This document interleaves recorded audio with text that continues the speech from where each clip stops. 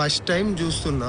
ఎక్కడైనా ఊర్లో దేవాలయాలు ఉంటాయి, కానీ ఊరే దేవాలయం అయితే అదే శ్రీరంగం. ఇక్కడ కనిపించే ఆలయం ఒక దేశం కంటే పెద్దది అంటే నమ్ముతారా?